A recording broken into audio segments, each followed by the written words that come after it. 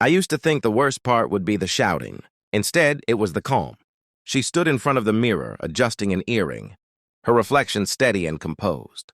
The room smelled like the perfume she only wore when something mattered. Not weddings, not holidays, new beginnings. As my wife got ready for her date with someone else, she said, "You may as well accept it." She didn't look at me when she said it. She didn't have to. The sentence was meant to land and stay there. I was sitting on the edge of the bed, hands folded loosely, watching her move with a kind of quiet efficiency. There had been arguments weeks ago, long ones, circular ones, the kind that leave you more tired than changed. She said she felt confined. I said I felt blindsided. She said she deserved to explore what made her happy. I asked whether we were still married. Eventually, the arguments dissolved into something colder. A negotiation of space. A trial period, she called it. I had stopped correcting her language. I smiled when she told me to accept it. Not a smirk. Not defiance. Just a small acknowledgement that I had heard her. She mistook it for surrender. What she didn't know was that 3 days earlier, I had sat in a quiet office across from a lawyer who spoke in measured tones about documentation, assets, and timelines. No theatrics.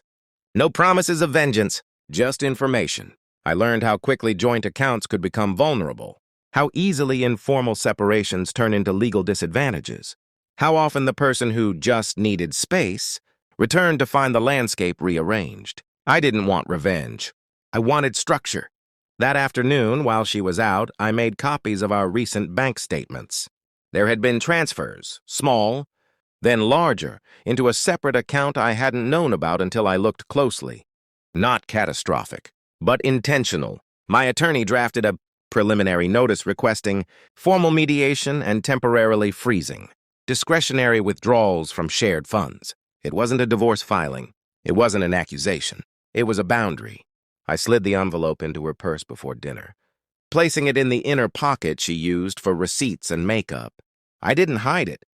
I didn't tuck it deep. I wanted it found naturally.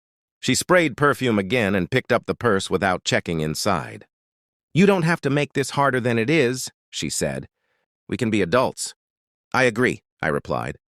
She paused at that as if expecting more. An argument, a plea, something to confirm the version of me she had already written in her head. When nothing came, she left.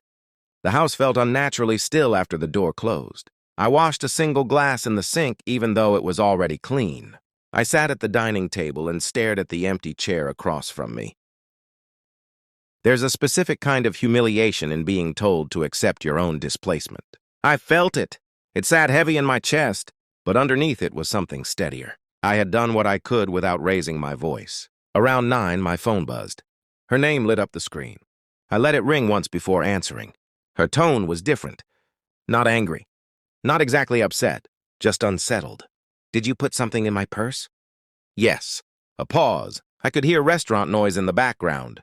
Distant clinking glasses. "Why would you do that?" "Because we need clarity." Another pause, longer this time.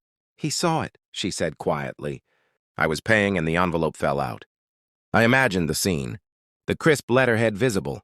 Her explanation faltering. The reality of lawyers and mediation intruding on what was supposed to feel like freedom. "I'm not trying to embarrass you," I said. "But I'm not going to finance confusion either." "You froze the accounts. Temporarily limited discretionary transfers from joint funds. Until we decide what we're doing." Silence. "You went to a lawyer." "Yes." She exhaled sharply, but not in outrage. More like recognition. "You're overreacting." "I'm reacting appropriately." The background noise faded. Maybe she stepped outside. "This was supposed to be space," she said. "Space doesn't require secrecy." I didn't raise my voice. I didn't accuse her of betrayal, even though the word had been circling in my head for weeks. I stayed with facts. Mediation was scheduled for the following Tuesday. Temporary financial protections were standard.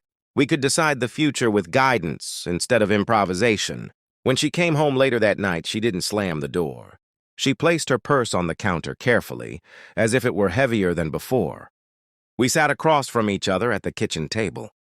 "I didn't think you'd do something like this," she said. "Like what?" "Take control." The phrase lingered between us. "I'm not taking control," I said. "I'm stepping out of something that was happening without me." Her confidence from earlier had thinned. Not erased, just cracked. She was still certain she needed something different from our marriage. But now that desire had context, consequence. "I wasn't trying to hurt you," she said. "I know." That was the truth. I didn't think she woke up wanting to wound me. I thought she wanted to feel alive and mistook novelty for oxygen. "I don't want a war," she added. "Neither do I."